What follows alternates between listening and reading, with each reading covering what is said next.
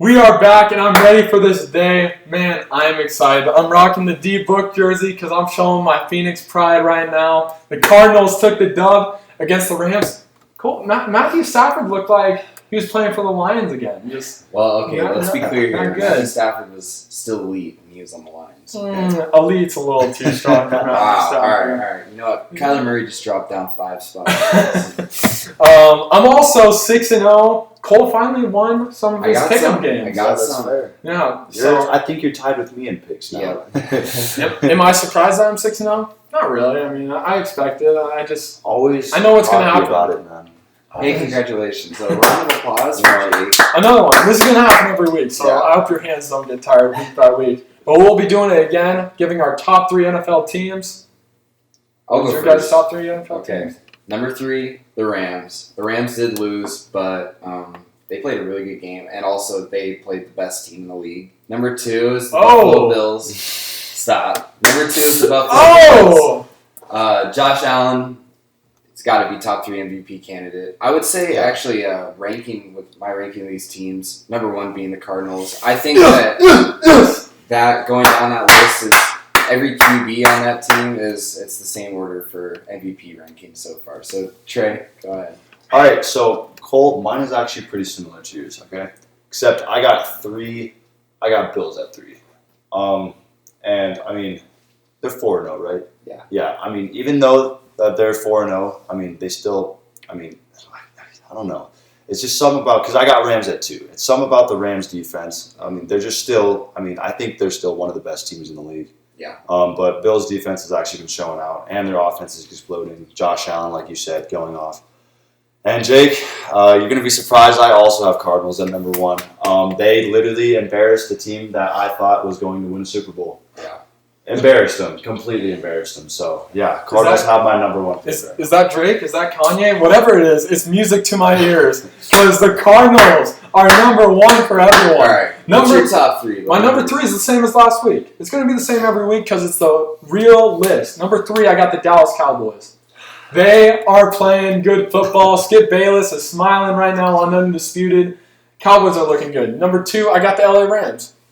I mean, they lost by a big margin, but it was to the best team in the NFL. So what can you say about that? Number 1, the Cardinals, they're looking hot. They have no problems, especially when that run game's going so well. Yeah. So my Cardinals, number 1 again. I just want to ask both of you, where do the Browns rank on your list? I don't know, actually. I think the Browns defense. Team. The Browns defense, I think, is top 3, but they have Odell back, but they're averaging way less points on offense than they did last year when they didn't have him at all. Mm-hmm. So, do you guys think Odell is a problem at all? Like, not in the locker room or anything, just more like on the field with how the Browns offense can score and flow. I think so. We saw it last year as well. As soon as he goes down, the Browns start winning games. Yeah. I think they definitely need to trade Odell. They could get some good talent for him. They need. He's a problem. Obviously, it's a chemistry issue.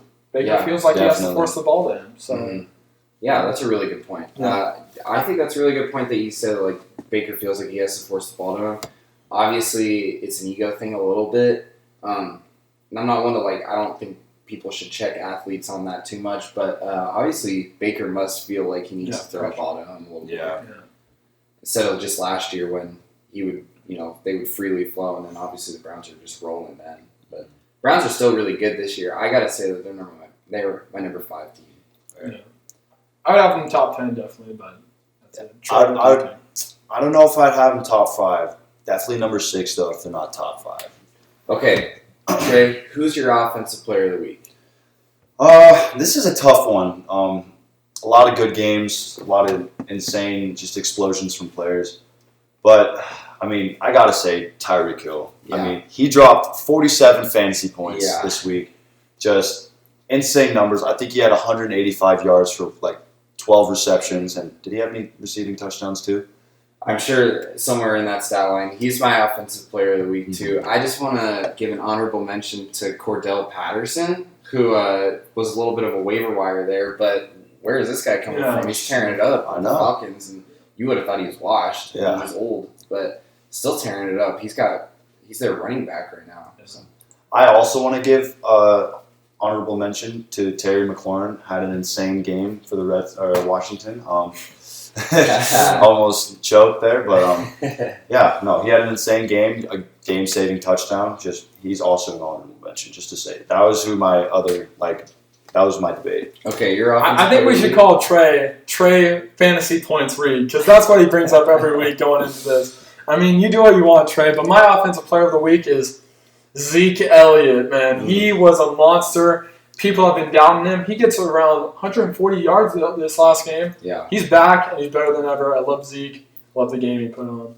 So I was gonna ask, are you like some sort of secret Cowboys fan, or is Yeah, it kind of like how you ask feel too. with like you're like I the mean, Lakers, or you a little bit watch the Suns, but you're really I'm mainly a Cowboys Lakers. fan. Yeah. No, I actually hate the Cowboys. Shout out Dan Nile. Okay. I mean, I don't know. I like to hate on him, but they're a good team, and I have to respect greatness, okay? So that's my calling here, to respect greatness. Okay, so who's our defensive player of the week? Trey, you go first. I forgot his name. Hold Okay, I'll go first. Then. Trevon Diggs is coming for player of the year, or defensive player of the year, racking up interceptions. Stephon Diggs' brother, like, could those genetics get any better? Just both tearing it up in the NFL. Trevon Diggs is insane right now. He's my defensive player of the week. All right, yeah, that's also my defensive player of the week, Trayvon Diggs. I mean, he's leading the leagues in interceptions. Numbers don't lie.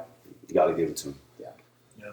I don't have a defensive player of the week. I have a defensive team of the week, and that's the Cleveland Browns. They balled out on defense, especially with Baker Mayfield, who's struggling in that game. Yeah. They played amazing defense, only allowing the Vikings to get in the end zone once. So yeah, that's one thing. They really shut down the Vikings offense, and Myles Garrett is looking like a candidate for defensive player of the year too. Nobody on the offensive line for the Vikings was able to guard him all game. Just coming at the quarterback the whole time. Kirk Cousins was running around the whole time.